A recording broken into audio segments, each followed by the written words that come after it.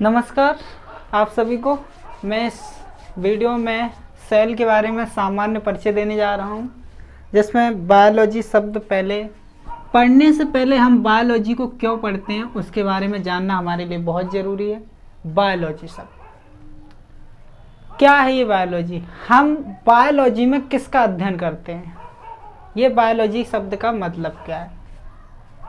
ये बायोलॉजी जो शब्द आया है, जिसमें से बायो और लॉजी, ये दोनों शब्द, बायोलॉजी शब्द आया जो है वो ग्रीक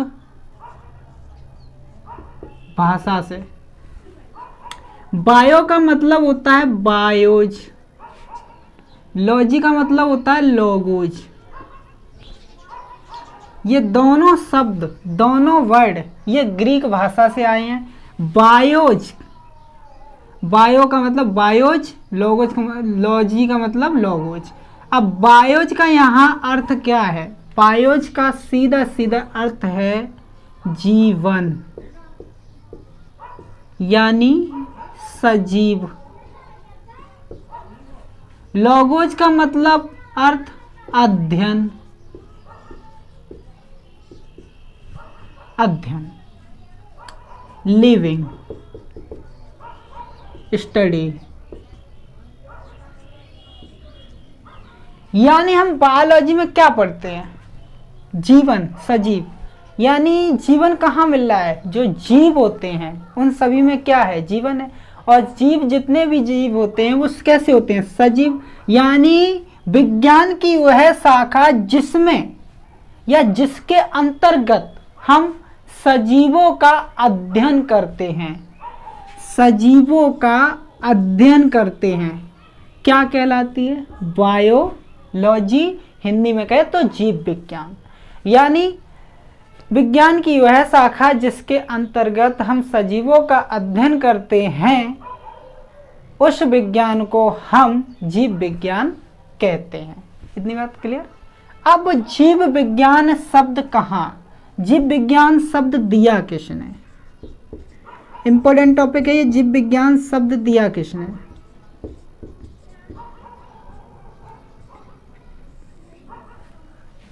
जीव विज्ञान शब्द दिया लेमार्क एंड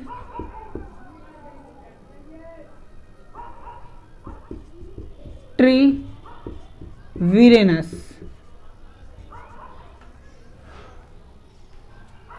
लेमार्क एंड ट्रीविरेनस, ये जीव विज्ञान का शब्द दिए थे इन वैज्ञानिकों ने। और अगला जो पॉइंट है आपका, अगला पॉइंट जो है, जीव विज्ञान के जनक कौन है? तो ध्यान रखना, जीव विज्ञान के जनक हैं अरस्तु, जिसे हम इंग्लिश में बोलते हैं एरिस्टोटल। जीव विज्ञान का, तो यहाँ जीव विज्ञान क्या है? जीव विज्ञान के बारे में हम जान चुके हैं। जीव विज्ञान ये शब्द किससे लिया गया है? ग्रीक भाषा से, जिसमें दो शब्द निकलते हैं, दो वर्ड निकलते हैं। एक बायोज, बायो से क्या आया है? बायोज। लॉजी से क्या आया? लोगोज आया है। जैसे बायोज का मतलब क्या है? सजीव, यानी जीवन। लोगोज का मतलब क्या है? अध्ययन करना, यानी विज्ञान की वह शाखा जिसके अंतर्गत हम सजीवों का अध्ययन करते हैं, सजीवों का अध्ययन करते हैं, उस विज्ञान को हम क्या बोलते हैं? जीव विज्ञान। जीव विज्ञान शब्द कौन से वैज्ञानिक ने दिया था? Lamarck and Treviranus. और जनक कौन थे? अरस्तु, एरिस्टोटल। अब अगला जो पॉइंट आता है, वैसे जीव विज्ञान की बहुत सारी उपशाखाएं हैं। जीव विज्ञान की बहुत सारी उपशाखाएं हैं। यानी अगला पॉइंट जो है, अगला पॉइंट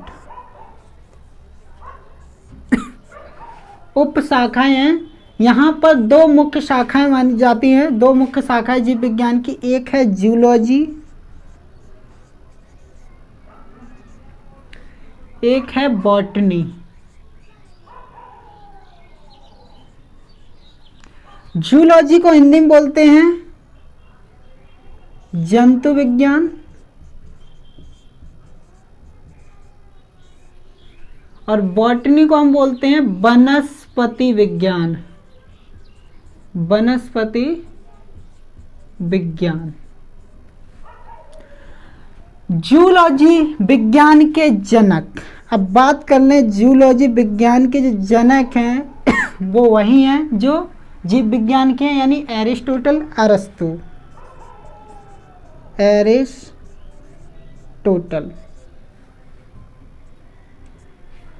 और बॉटनी विज्ञान यानी बॉटनी यानी वनस्पति विज्ञान के जनक जो हैं वो थियोफ्रेस्टस।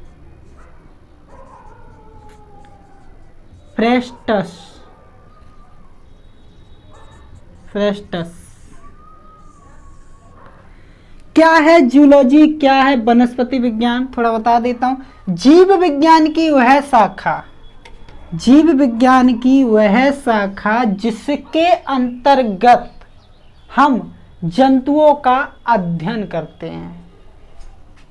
किसका अध्ययन करते हैं? जंतुओं का, जंतुओं का अध्ययन, यानी जीव विज्ञान की वह शाखा जिसके अंतर्गत हम जंतुओं का अध्ययन करते हैं उसे हम जंतु विज्ञान कहते हैं। बॉटनी क्या है? बॉटनी जीव विज्ञान की वह शाखा जिसके अंतर्गत जीव विज्ञान की वह शाखा जिसके अंतर्गत हम पादपों का अध्ययन करते हैं। किसका अध्ययन करते हैं? पादपों का, पादपों का अध्ययन करते हैं। आई होप आपको ये बात क्लियर हो गई होगी। यहाँ से कितने क्वेश्चन बन सकते हैं? अगर आपसे पूछा जाए कि जीव विज्ञान की परिभाषा क्या, तो आप इतना ही बताना, विज्ञान की वह शाखा जिसके अंतर्गत हम सजीवों का अध्ययन करते हैं, सजीवों का अध्ययन करते हैं, जीव विज्ञान कहलाता है। जीव विज्ञान शब्द दिया किसने? लेमार्क एंड ट्रीविरेनस ने। और जीव विज्ञान के जनक कौन थे? जीव विज्ञान के जनक अरस्तु हैं। और जीव विज्ञान की कितनी शाखाएं हैं? एक जूलॉजी है, एक बॉटनी है, जिसके जनक एरिस्टोटल है, यानी जूलॉजी के जनक कौन है? एरिस्टोटल। बॉटनी के जनक कौन है? थियोफ्रेस्टस। अब बात कर ले, जूलॉजी में हम किसका अध्ययन करते हैं? जंतुओं का अध्ययन। और बॉटनी में हम किसका अध्ययन करते हैं? पादपों का अध्ययन। ठीक है, ओके, ये बात क्लियर हो गई। आप इसका फोटो ले लें।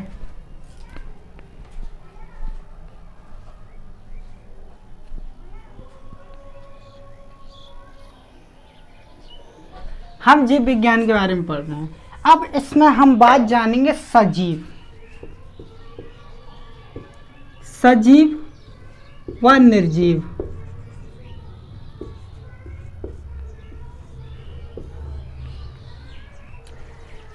सजीव में क्या अंतर है, निर्जीव में क्या अंतर है, इसके बारे में हम बात करने वाले हैं। ठीक है, सजीव जितने भी होते हैं वो क्या वृद्धि करते हैं? वृद्धि। सजीव जितने भी होते हैं वो क्या वृद्धि करते हैं? बिल्कुल करते हैं। क्या निर्जीव ये मारकर वृद्धि कर सकता है? नहीं कर सकता, यानी मारकर वृद्धि नहीं कर सकता। सजीव जितने होते हैं वो श्वसन करते हैं या नहीं करते हैं? करते हैं ना श्वसन। क्या ये श्वसन कर सकते हैं? नहीं कर सकते। सजीव जितने होते हैं वो उत्सर्जन कर सकते हैं या नहीं? यानी ये उत्सर्जन कर सकते हैं लेकिन ये नहीं कर सकते। उत्सर्जन कर सकते, ये नहीं कर सकते हैं। क्या? अब बताइए आप, सजीव वृद्धि हो रही है, श्वसन भी कर रहा है, उत्सर्जन भी कर रहा है, और भी कार्य कर रहे हैं, जैसे कि परिसंचरण, परिसंचरण ये भी हो रहा है। हृदय का धड़कना क्या निर्जीव में होता है? नहीं होता है। अब इसमें मुख्य बात आती है, ये किस में हो रहे हैं? किस में? सेल। किस में हो रहे हैं? सेल में, यानी कोशिका, कोशिका में। तो क्या कोशिका निर्जीवों में पाई जाती है? नहीं पाई जाती। यानी जितने भी इस पृथ्वी पर सजीव हैं उन सभी सजीव जो सजीव हैं वो सभी सजीव किससे मिलकर बने हैं? सेल, यानी कोशिका से मिलकर बने हैं। कौन? सजीव। ठीक है, ये क्लियर होगी आपको। अब बात करें सेल के बारे में, हमें इतना हम सेल के बारे में पढ़ने वाले हैं।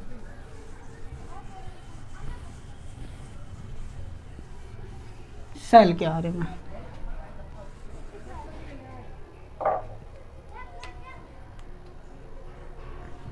आइए, सेल यानी कोशिका, ठीक है। सेल यानी कोशिका, इसके बारे में हम पढ़ने वाले हैं।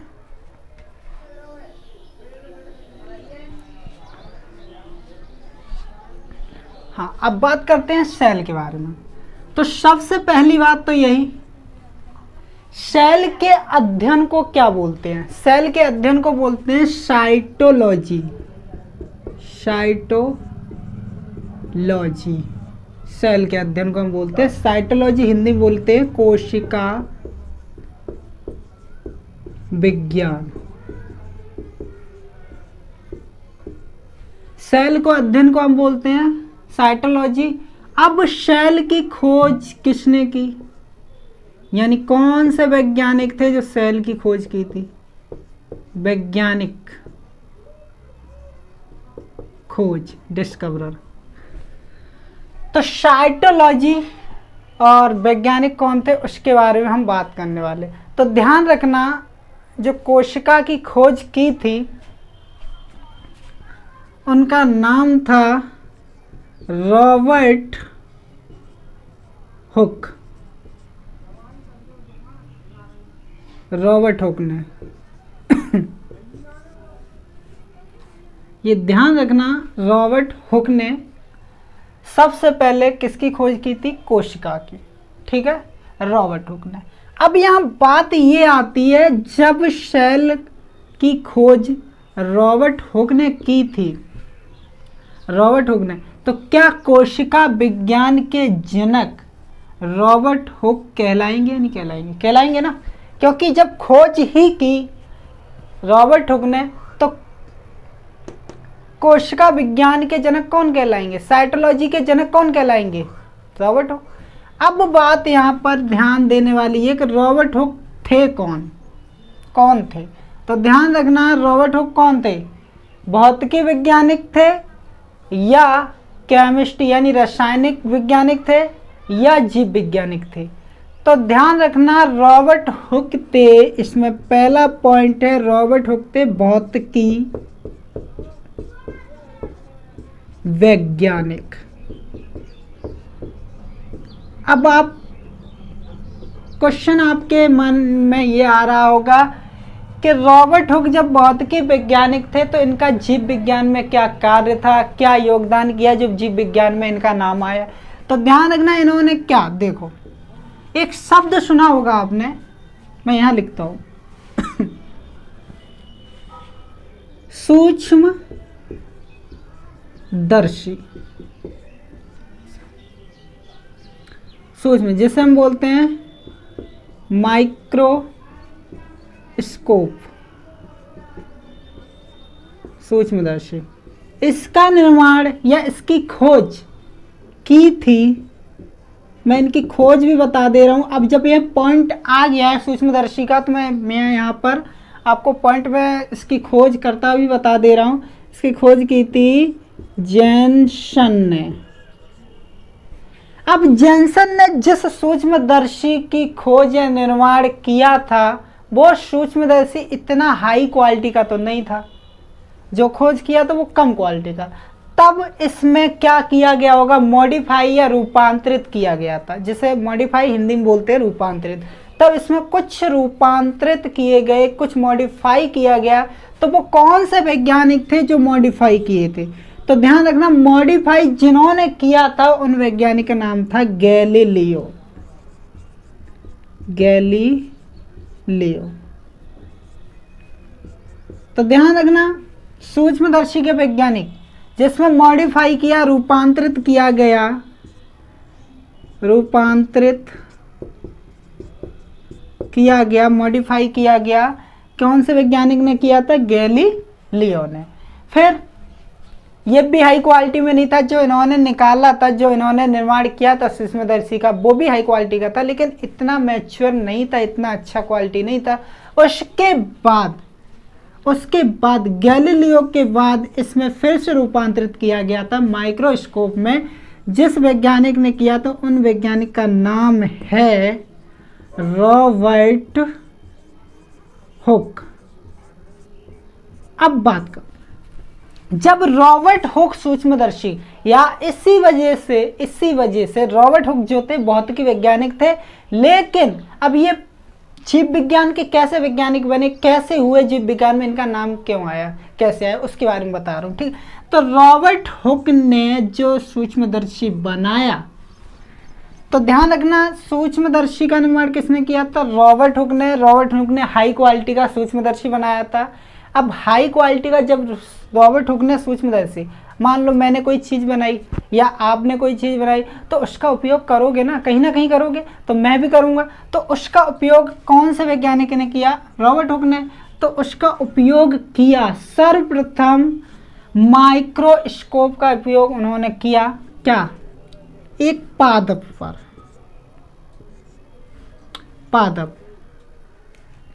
पादप का नाम था ओक पादप। ओक पादप के लिए क्या? छाल ली,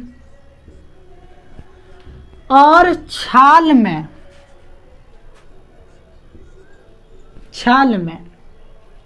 कॉर्क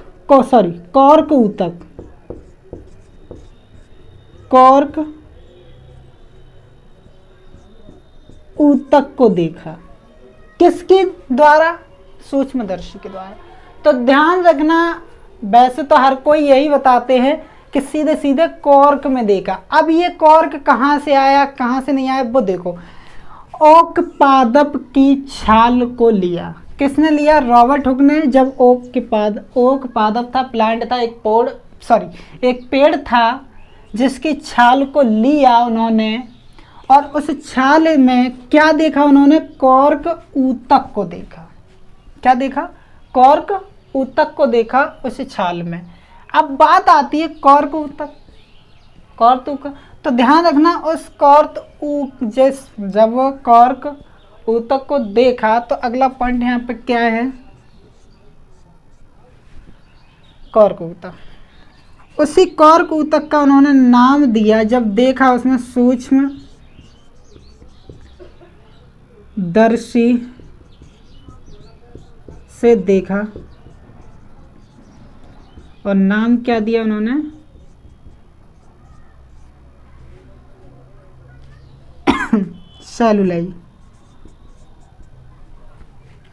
सेलुलई नाम दिया, और इसी सेलुलई का नाम पड़ा क्या? सेल। तो ध्यान रखना, ये कोशिका शब्द कैसे आया? रॉबर्ट हुक ने जब ये खोज की थी, तो कौन सा पेड़ लिया था, कौन सा वृक्ष लिया था, कौन सा प्लांट लिया था? ओक पादप। उस ओक पादप से क्या निकाला उन्होंने? छाल को निकाला, और छाल में किस ऊतक को देखा? कॉर्क ऊतक को देखा। किसके द्वारा? सूक्ष्मदर्शी। जिन्होंने जब देखा कॉर्क ऊतक को, तो नाम क्या दे दिया उसको? सेलुलई का नाम चेंज होकर क्या पड़ा? सेल पड़ा। इतनी बात आपको क्लियर? यानी सेलुलई नाम दिया, और सेलुलई का नाम जब चेंज हुआ तो क्या पड़ा? सेल।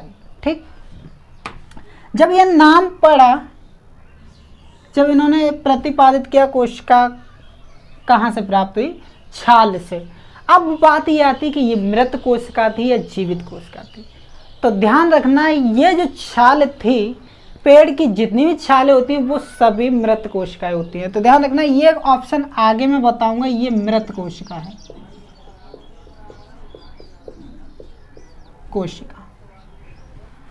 तो सेलुलई नाम क्यों पड़ा, कैसे पड़ा? देखो, जब उन्होंने ऊतक कोशिका को देखा तो उनको एक चित्र दिखा। मैं यहाँ पर बना दे रहा हूँ। यहाँ पर एक चित्र दिखा, एक स्ट्रक्चर दिखी, एक संरचना दिखा। कैसी संरचना? देखो,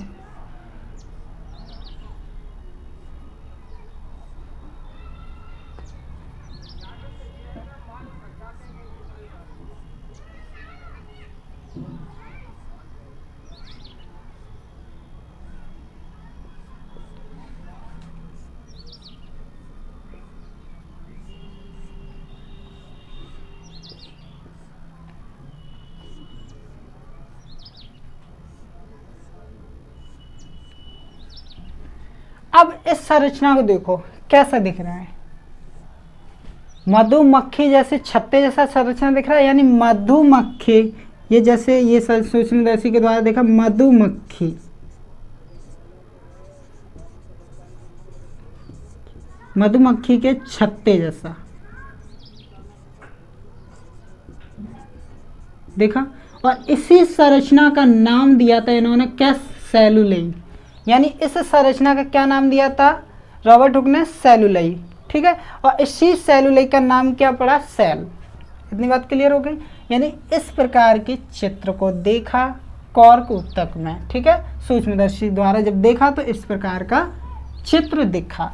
अब ये कब कार्य कर रहे थे, ये सब कब देख रहे थे, कब देखा था उन्होंने, कब सूक्ष्मदर्शी में मॉडिफाई किया था, कब देखा गया था, तो ध्यान रखना सन 1665 ईस्वी में, सन 1665 ईस्वी में देखा। यानी ये सब सन 1665 में किया और इसको प्रतिपादित किया, प्रतिपादित एक बुक में, एक बुक में इसे प्रतिपादित किया। उस बुक का नाम है माइक्रोग्राफिया। मैं यहाँ लिख दे रहा हूँ, उस बुक का नाम है माइक्रोग्राफिया।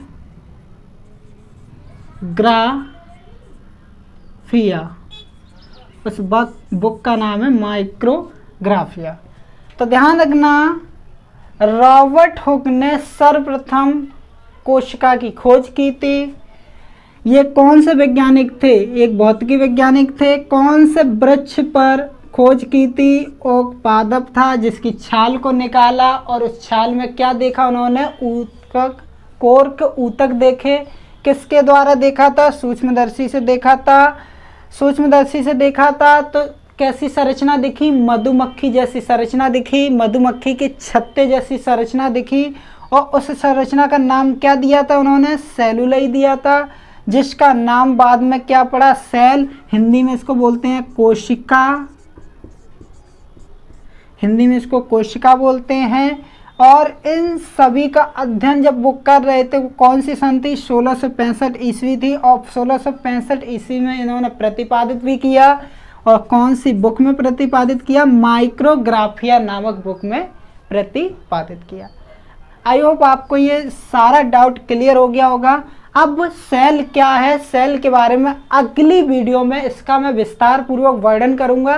तब तक इसका फोटो ले लीजिए आप। आई होप आपको समझ में आ गया होगा। आप सभी को धन्यवाद।